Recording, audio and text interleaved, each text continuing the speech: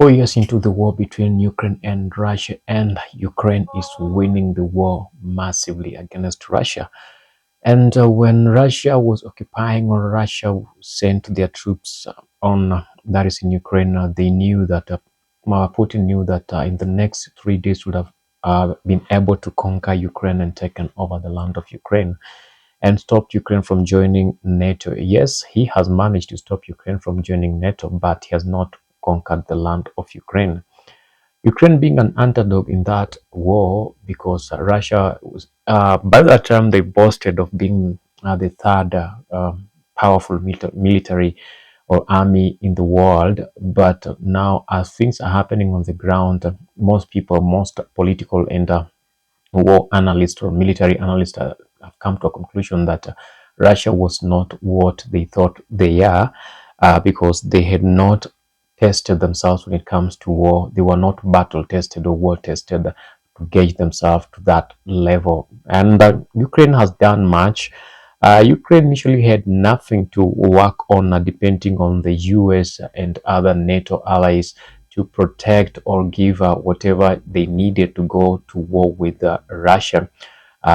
Most of the time, President Zelensky being disappointed or was disappointed when he visited the White House, and Trump had something different from what Zelensky really needed. When Zelensky asked for Patriot missiles or long-range missiles, Trump said that they're not going to give that because if they do that, they will be provoking Russia, and Russia will attack the nearest US facilities.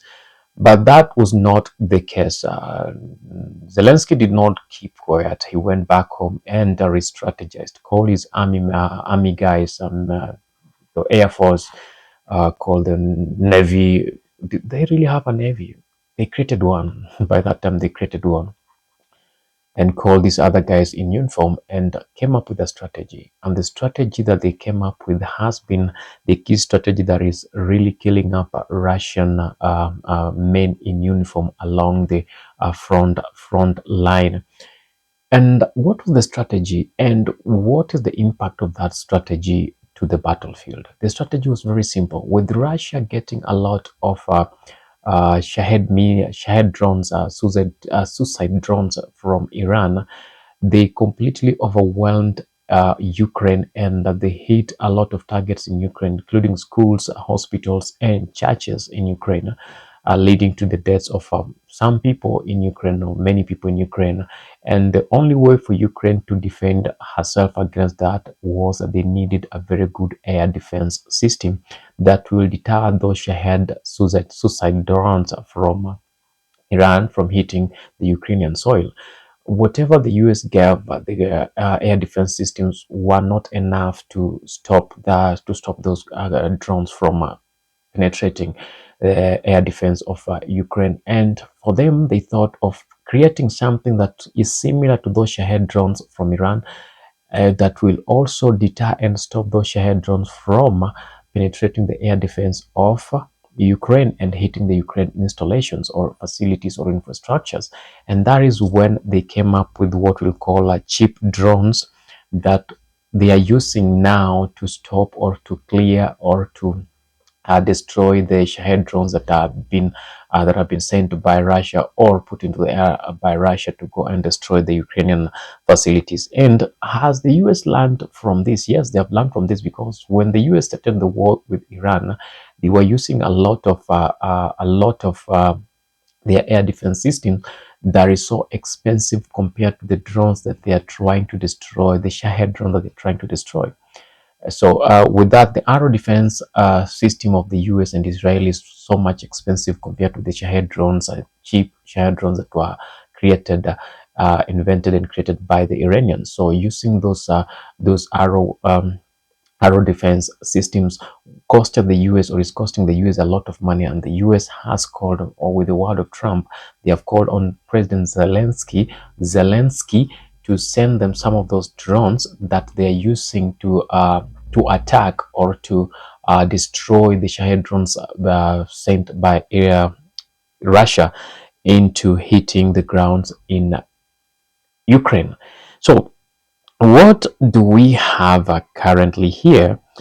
Uh, the terrorist attack in Zek is a public warning. We will protect Hungary, and that is not what I'm looking into.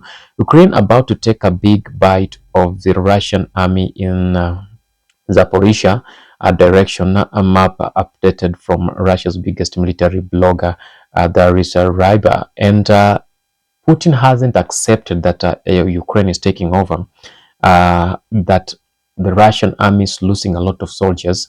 Last was it early this year or late last year? That is in December. It's either in December or January.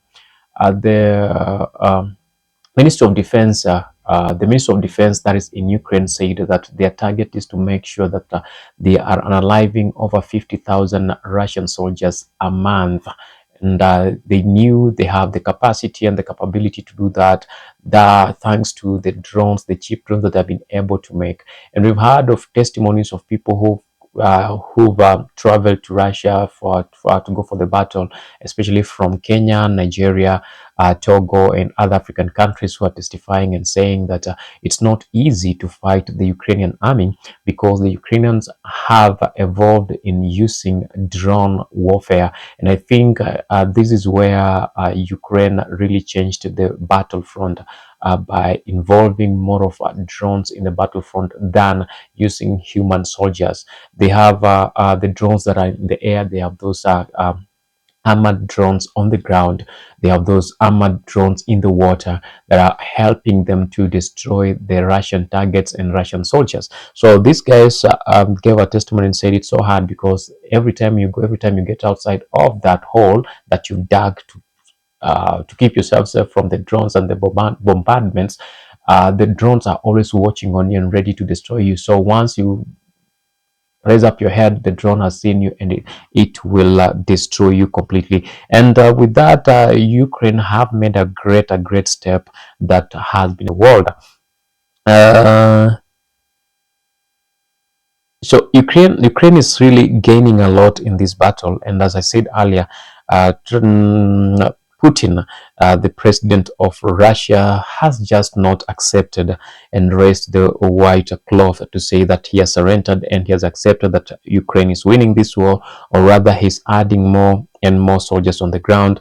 We've had soldiers, people volunteering from other countries, or the Russian government recruiting people, men from other countries to go and fight for them. We have issues, same issues in Kenya, where we've seen very many young men from Kenya who traveled to Russia, lied unto that they are going to do different jobs, but whenever they landed into Russia, they are giving testimonies saying that they are led directly to the military camps where they are trained and sent to the front lines to go and fight.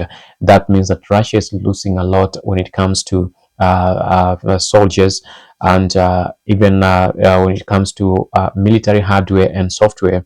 We've had a lot of Russian boats going blown up by the Ukrainian drones that is in the Black Sea, rendering Russia not capable to do some of the work that they thought they could have done so easily. Netanyahu trying to arrange call with Ukrainian Zelensky reportedly discuss Iranian drones. That's what I'm talking about.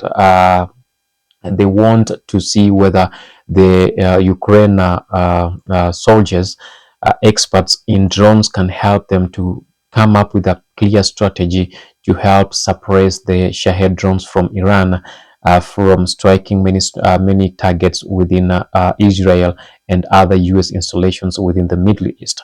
So that is the update on what's happening between Ukraine and Russia. If you have any question, you can leave it on the comment section. And if you feel Russia is winning this war, you can also leave it on the comment. Leave your comment on the comment section. And if you feel like maybe sending an abuse is the correct thing you can do, do it. Just do it on the comment section. We appreciate that, and we love you for that. We will be giving you another update, that is tomorrow, on what is happening within Ukraine and Russia. It's been your host, Alan. Thank you so much.